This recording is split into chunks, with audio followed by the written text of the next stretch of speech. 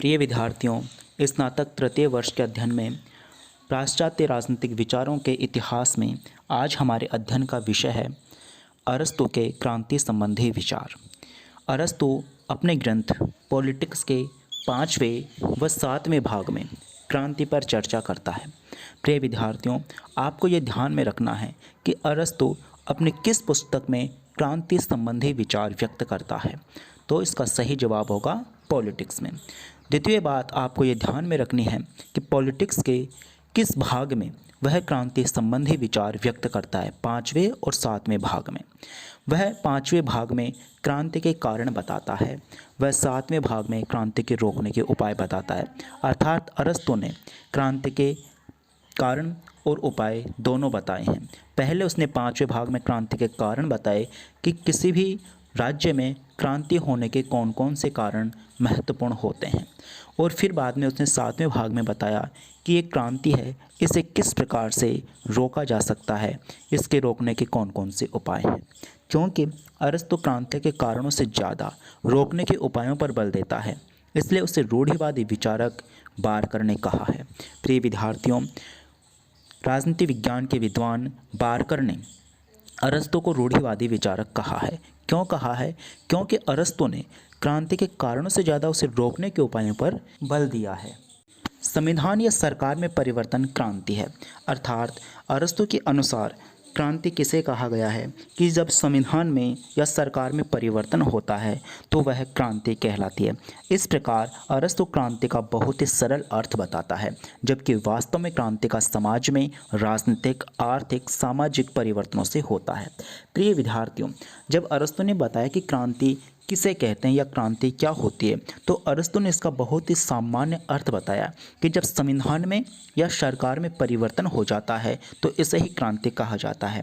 लेकिन जब व्यावहारिक रूप से देखा जाए, जब वास्तविक रूप से देखा जाए, तो एक बहुआयामी परिवर्तन जब राजनीति में, आर्थिक क्षेत्र में या सामाजिक क्षेत्र में होता है तो हम उसे क्रांति कहते हैं, ना कि एक सामान्य से परिवर्तन को या सामान्य से घटना को क्रांति कहा जा सकता है। अरस्तु क्रांति के 2 प्रकार बताता है। प्रथम, संविधान सरकार में संपूर्ण परिवर्तन, और द्वितीय, संविधान सरकार में आंशिक परिवर्तन। ये 2 महत्वपूर्ण प्रकार क्रांति के बताता है अरस्तु।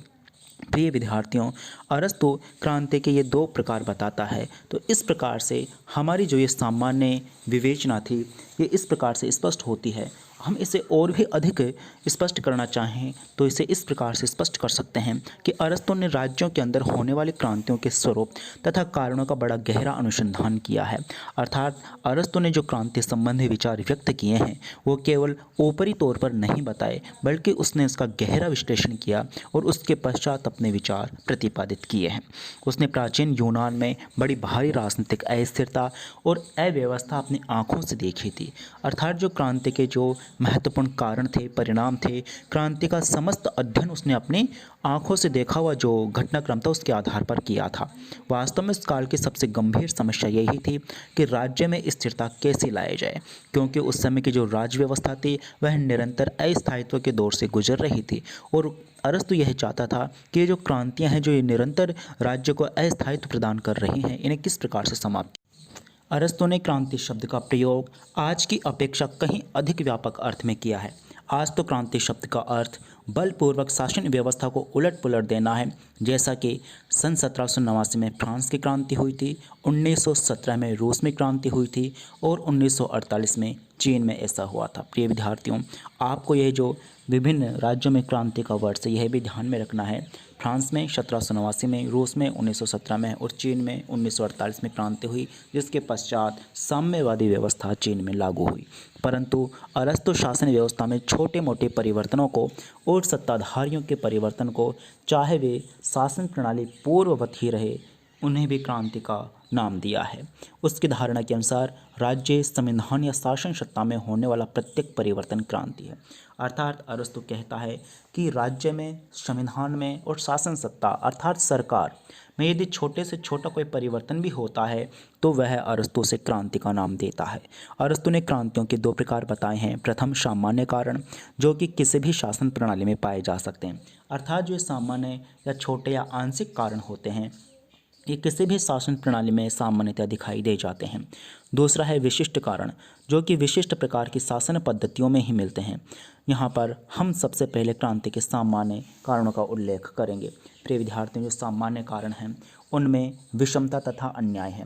अर्थात जब राज्य में किसी भी प्रकार की विषमता या सामाजिक भेदभाव होता है, अन्याय होता है, तो जो शोषित वर्ग होता है वह अपने अधिकारों को पाने के लिए क्रांति को अपनाता है। द्वितीय है अनुचित सम्मान या अपमान। जब राज्य में किसी भी व्यक्ति का, सम्मानित व्यक्ति का, प्रतिष्ठित व्यक्ति का अनुचित अपमान होता है तो वह भी एक बड़ी क्रांति को जन्म दे सकता है। शासकों की उदंडता, स्वार्थपरता और भ्रष्टाचार। जब शासनीय व्यवस्था में अर्थात सरकार में शासन उदंडित हो जाए, अपने कर्तव्य को भूल जाए, अपने स्वार्थ को अपनाने लग जाए, भ्रष्टाचार करने लग जाए और प्रजा कल्याण को भूल जाए, तो उसके बाद में प्रजा क्रांति पर उतारू हो जाती है। भय तथा घृणा। कई बार जो भयभीत व्यक्ति अथवा भय उत्पन्न करने वाले व्यक्ति का सबसे भयंकर शत्रु होता है। अर्थात जब किसी व्यक्ति को अपने अधिकारों एवं अपने अधिकारों छिन जाने का डर रहे एवं अन्य प्रकार से भी दंड मिलने का भय रहे, तो वह व्यक्ति भी प्रजा में क्रांति की भावना को जन्म देता है और उसके फलस्वरूप भी क्रांति जन्म लेती है। विजातीय तत्व अर्थात विदेशी तत्व जब राज्य में शामिल होते हैं तो वे किसी भी राज्य की व्यवस्था को अव्यवस्थित तरीके से समाप्त करने की बात सोचते हैं, और ये विजातीय तत्व किसी भी राज्य की शासन व्यवस्था को समाप्त करने में या उसे विखंडित करने में या अव्यवस्था उत्पन्न करने में महत्वपूर्ण भूमिका निभाते हैं। शक्ति का दुरुपयोग, निर्वाचन में बेईमानी, व्यक्तिगत कारण जैसे कि महत्वाकांक्षा या द्वेषभाव आदि क्रांति के सामान्य कारण हैं। प्रिय विद्यार्थियों, जब क्रांतियों के विशेष कारणों की चर्चा की जाती है तो उसमें आते हैं कुछ वाग्वीरों की उपस्थिति। अर्थात कुछ ऐसे वाग्वीर होते हैं जो वार्ता करते समय या फिर अपने आप को लोकप्रिय बनाने के लिए अन्यों की निंदा करते हैं, उनके विरुद्ध भड़काते हैं, अन्यायपूर्ण व्यवहार करते हैं, तो इनसे भी क्रांतियों का जन्म होता है। द्वितीय कारण, वाग्वीर जननायक भोली भाली जनता को विमोहित करके स्वयं अधिनायक बन बैठता है। अर्थात जो ये वाग्वीर होते हैं, जनता इनको सच्चा सेवक समझने लगती है और ये तानाशाही का स्वरूप ले लेते हैं और भोली भाली जनता को अपने वश में करके निरंतर उन पर शासन करने की महत्वाकांक्षा रखते हैं।